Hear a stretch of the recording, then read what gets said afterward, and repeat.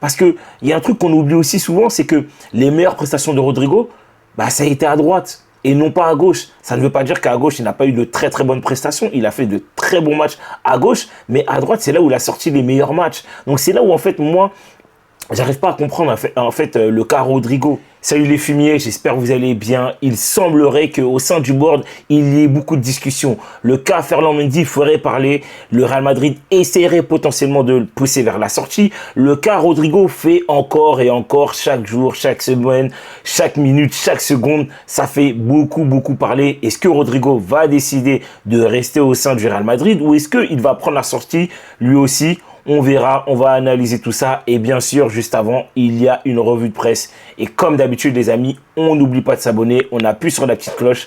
On n'oublie pas le petit like et le petit commentaire. Ça fait plaisir. Sur ce, let's go les amis. Bon, les amis, comme d'habitude, on passe sur la revue de presse. Et là, ça nous vient tout droit de la Copé. Il semblerait que la mairie de Real Madrid a approuvé le projet de rénovation de la zone du Bernabéu. Et bien sûr, on parle autour du stade. Le Real Madrid paierait 19,6 millions, ce qui est quand même assez conséquent.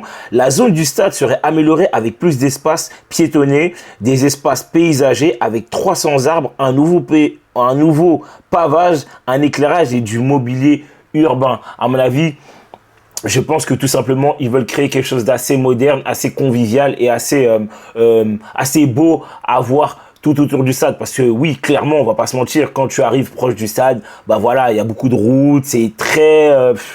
en fait, c'est très la street, on va pas se mentir. Donc, je peux comprendre que le club veuille faire ça autour du stade. Et j'ai envie de dire, et bien sûr, ce sera que du plus. Parce que effectivement, quand tu as une zone avec des arbres, un truc assez beau, tout ça et tout, bah forcément, bah, ça donne envie de découvrir, ça donne envie de te poser, ça donne envie aussi d'aller voir ce qui se passe à l'intérieur du stade. Donc bon, j'ai envie de dire, let's go.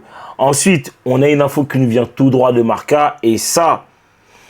bon, ça me fait un peu rire, mais bon, je vous donne quand même l'info. Le Real Madrid a investi dans l'IA pour identifier et prévenir les blessures et les problèmes physiques des joueurs. Mais ça, les gars, on n'a pas besoin d'IA pour savoir que en fait, c'est à cause de tous les matchs en fait qu'il y a dans l'année. Les mecs jouent 60 à 70 matchs par année, donc factuellement, t'as pas besoin d'une IA pour te dire que c'est à cause de ça. Bien sûr que des fois ça peut être l'hygiène, bien sûr le fait de bien manger ou mal manger, le fait de, je sais pas moi, comment dire, le fait de beaucoup sortir et de pas trop se reposer, le fait de pas forcément bien s'étirer et autres. Bref, j'invente plein de choses, mais vous avez très bien compris ce que je veux dire. C'est que factuellement, quand tu cumules tout ça, donc oui, derrière, tu auras beaucoup de blessures, tu auras des blessures qui vont arriver beaucoup plus rapidement que la normale. On n'a pas besoin d'IA pour ça. Maintenant, si l'IA te permet de pouvoir prévenir les blessures, de pallier justement toutes ces blessures-là, bah let's go. Mais bon, pour moi, c'est pas un truc révolutionnaire et je sais pas si ça va réellement changer les choses pour prévenir des blessures. À voir, mais en tout cas, on va bien observer tout cela. Ensuite, on a une info, excusez-moi, j'allais dire une dernière, mais non, c'est l'avant-dernière. On a une info de AS, et cette info-là me fait plaisir, c'est que Xabi Alonso envisage sérieusement de promouvoir Joan Martinez en équipe première du Real Madrid. Joan Martinez, joueur de la Castilla, fort potentiel, défenseur central, qui avait quand même fait bonne impression quand il a pu jouer quelques minutes avec l'équipe. Malheureusement, il s'est fait les ligaments croisés. Il jouera d'abord avec le Castilla jusqu'à qu'il soit à 100%, puis une décision sera prise. Parce que oui, factuellement, il revient des ligaments croisés. Logique, il n'est pas à 100% physiquement et il a encore des risques de blessure. Et donc, je pense que arrivé janvier, décembre, je pense que si il a joué pas mal de matchs et il s'est pas blessé, qu'il est en forme physiquement et qu'il fait de bonnes prestations, je pense que Xabi Alonso n'hésitera pas à le promouvoir en équipe première. Ensuite, on a une info de ESPN et là, ça nous vient du cas Endrick. Le Real Madrid serait ouvert à un prêt pour Endrick. Cependant, la priorité du joueur est de rester. Moi, honnêtement, si j'ai un conseil à lui donner, c'est de partir en fait. C'est de partir en prêt parce que tu vas jouer la Coupe du Monde des clubs. Tu es jeune, tu as besoin de temps de jeu, tu as besoin de t'améliorer, tu as besoin de te peaufiner, tu as besoin de mûrir dans ton jeu. Et je ne sais pas si avec tous les joueurs qu'il va y avoir au sein de l'effectif, surtout en attaque, est-ce que Xabi Alonso aura le temps? Bien sûr que tu vas avoir des entraînements, bien sûr que tu vas travailler tactiquement, bien sûr que tu vas travailler dans le jeu d'équipe parce que Xabi Alonso met beaucoup en avant son jeu d'équipe. Mais est-ce que tu auras le temps d'avoir du temps de jeu? Ça, c'est une autre question. Et je pense que Hendrick va falloir qu'il se la pose. Maintenant, je peux comprendre qu'il persiste à rester au sein du club. Bien sûr, il veut prouver qu'il est capable d'être un bon joueur et qu'il peut vraiment être ce titulaire-là que lui pense être. Maintenant, à voir. Mais en tout cas, je pense que c'est un joueur de qualité. Et je pense que le mieux pour lui, ce serait réellement de partir en prêt, quitte en Espagne, partir en prêt. Mais en tout cas, il faut absolument qu'il aille se faire ses armes à gauche ou à droite. Je pense que c'est le mieux pour lui. Maintenant, on va attaquer directement le point chaud du sujet, les deux points chauds. C'est le cas Ferland Mendy, les amis. Et ça, c'est une info qui nous vient de AS. Le Real Madrid veut que Ferland Mendy quitte le club cet été. Ils veulent que les arrière-gauche soient Fran Garcia et Alvaro Carreras. Et moi, j'ai envie de vous dire, c'est pas étonnant et j'espère qu'ils vont réussir à le vendre. Parce que Ferland Mendy, c'est un joueur exceptionnel en tant que défenseur gauche, en tant qu'arrière gauche, on va pas se mentir. Effectivement, c'est pas le latéral gauche parfait parce que effectivement, on va beaucoup lui reprocher que ce soit un joueur qui ne soit pas bon offensivement, mais je tiens quand même à rappeler l'objectif, enfin du moins le rôle primaire d'un défenseur gauche. Wow, j'ai du mal avec le défenseur central moi. C'est de savoir défendre. Ton rôle premier, c'est de défendre et ensuite, effectivement, de pouvoir attaquer. Et je peux comprendre dans le foot moderne d'aujourd'hui, il faut que l'arrière gauche, en tout cas les pistons gauche, attaquent.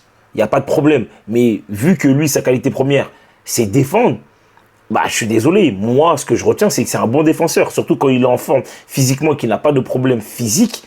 Je pense qu'à son poste, il n'y a personne qui le bouffe. Défensivement, je précise bien. Par contre, offensivement, c'est un joueur avec énormément de lacunes. Techniquement, dans le jeu de passe,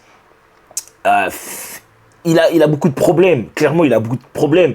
Et moi, je peux comprendre qu'il y ait beaucoup de gens qui soient frustrés par ce joueur-là. Parce que, on va pas se mentir, quand il est arrivé au sein du Real Madrid, il a montré quand même des qualités offensivement. Mais on voit tout de suite que c'est pas, c'est pas un joueur à l'aise, ballon au pied. C'est pas un joueur super fin techniquement. C'est pas un joueur avec une qualité exceptionnelle de passe.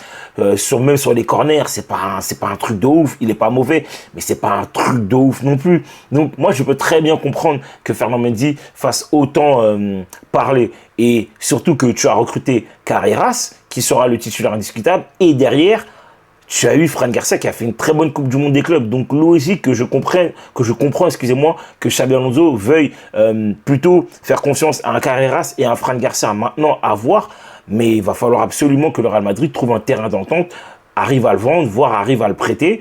Parce que je pense que c'est un joueur qui se blesse beaucoup trop et que je pense que son prime est passé. Par contre, attention. Parce que c'est un joueur qui a d'énormes qualités défensivement, mais si ce joueur-là est prêt physiquement, je pense que c'est un joueur qui peut vraiment t'apporter quelque chose, en tout cas sur le plan défensif. Donc voilà, maintenant on passe à la suite, et cette info-là, ça nous parle du cas Rodrigo. La position du Real Madrid sur le dossier Rodrigo est très claire. Si jamais il indique vouloir partir, on lui demandera une offre d'au moins 100 millions d'euros, sinon jouer de votre mieux pour Madrid. Et moi, c'est tout le temps un truc que je vous répète. Si Rodrigo veut rester au sein du Real Madrid, il faut absolument qu'il se batte pour sa place et qu'il arrête de se plaindre. Tu veux jouer arrière gauche, c'est ton poste préférentiel. Ce que je peux comprendre, tu te sens plus à l'aise à gauche. Ok, accepte la concurrence, accepte d'être en concurrence avec ton ami Vinicius. Si tu es meilleur, tu joueras. Et si réellement tu es vraiment ultra meilleur que lui, tu seras un titulaire indiscutable. Il n'y a aucun problème. Ou sinon, accepte de jouer à droite. Si potentiellement, le coach veut jouer un 4-3-3 par exemple. Et parce qu'on ne va pas se mentir, tous les matchs, le coach ne va pas tout le temps jouer avec la même formation. Par moment, il va aligner 3 attaquants. Donc, si Rodrigo accepte de jouer à droite, let's go, vas-y. Parce qu'il y a un truc qu'on oublie aussi souvent, c'est que les meilleures prestations de Rodrigo, ça a été à droite. Et non pas à gauche. Ça ne veut pas dire qu'à gauche, il n'a pas eu de très bonnes prestations. Il a fait de très bons matchs à gauche. Mais à droite, c'est là où il a sorti les meilleurs matchs. Donc c'est là où, en fait, moi, j'arrive pas à comprendre le cas Rodrigo. C'est ça qui me frustre. Il a été le meilleur à droite. Et là, en fait, comme il est en difficulté, depuis un long moment, il n'arrive pas à être régulier sur une saison entière. Là, j'ai l'impression qu'il est en train de se recroqueviller sur le fait de ne pas jouer à son poste. Pourtant, avant, ça ne lui posait pas de problème. Et en fait, c'est ça qui me tracasse un peu sur le cas Rodrigo. Maintenant, si il veut partir, bah comme le club l'a indiqué, tu ramènes minimum 100 millions et après, on négociera. On négociera. Tu as Arsenal qui potentiellement serait intéressé par toi. Tu as le PSG, d'après certaines rumeurs, qui serait intéressé à toi. Tu as le Bayern Munich qui serait potentiellement intéressé à toi. Tu as Liverpool qui serait potentiellement intéressé à toi. Tu as Chelsea aussi. Tu as Tottenham, même si Tottenham, j'ai un peu du mal à y croire. Donc, j'ai envie de dire, tu as beaucoup de prétendants. C'est pas quelque chose qui manque de prétendants pour Rodrigo. Donc, à partir de ce moment-là, si réellement tu veux vraiment partir, tu penses que tu peux faire une meilleure carrière dans un autre club, vas-y. Et même, j'ai envie de te dire, pour moi, le meilleur choix à faire, ce serait que Rodrigo parte, en fait, tout simplement pour lui. Parce que s'il veut jouer à gauche, s'il se sent à l'aise à gauche, s'il veut avoir une grande importance dans un club, bah forcément, c'est de partir et de jouer à ton poste préférentiel. Mais attention, jouer dans un autre club ne veut pas dire que tu ne seras pas forcément en concurrence avec d'autres joueurs et surtout, tu n'es pas assuré d'être entre guillemets la tête de gondole de cette équipe-là. Parce que même, j'ai oublié de citer Manchester City. Manchester City, il y a des grands joueurs. Forcément, tu ne seras pas la tête de gondole. Liverpool, pareil, ils ont Salah, ils viennent de signer Florian Wirtz. Tu n'es pas là à l'abri d'être... ouais, forcément, tu seras même pas, c'est même pas à l'abri. Tu ne seras pas du tout la tête de gondole. Et j'en passe. Donc, à partir de ce moment-là, je pense que il va falloir que Rodrigo fasse le bon choix, il va falloir qu'il réfléchisse. Mais en tout cas, moi, le conseil que je pourrais lui donner et la meilleure issue pour lui, c'est de prendre la direction de la sortie, de ramener minimum les 100 millions que le club demanderait potentiellement. Et voilà. Et comme ça, tout le monde est content. Derrière, le club pourra recruter soit au milieu de terrain, soit en défense centrale. Et puis voilà. On se serre la main. Merci pour les bons travaux. Sans oublier que oui, Rodrigo a fait d'énormes choses au sein du club. Il a eu de très bonnes prestations, il a été très important à des moments très opportuns, à des moments clés. On va pas se mentir, on va pas lui cracher dessus. Mais par contre, il y a une chose que moi je déteste chez ce joueur-là, c'est qu'il n'est pas régulier et surtout, c'est qu'il se plaint beaucoup au lieu de se battre. Et moi, c'est vraiment la chose que je vais lui reprocher dans son passage, en tout cas si jamais il est amené à partir, c'est son passage au sein du Real Madrid. C'est de ne pas se battre pour gagner sa place.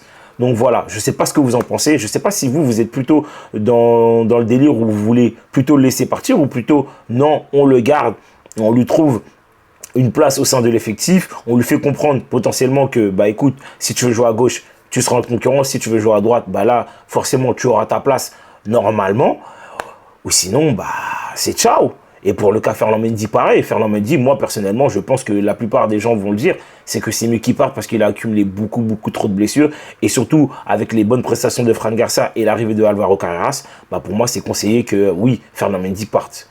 Donc voilà, n'hésitez pas à me dire tout ça en commentaire. Dites-moi ce que vous pensez. Vous, est-ce que vous faites partir Rodrigo? Est-ce que vous faites partir Ferland Mendy? Ou est-ce que vous les gardez tous les deux? Ou est-ce que vous faites partir l'un ou l'autre? N'hésitez pas à me laisser un petit like. Et n'oubliez pas, on s'abonne, on appuie sur la petite cloche. Sur ce, ciao les fumiers.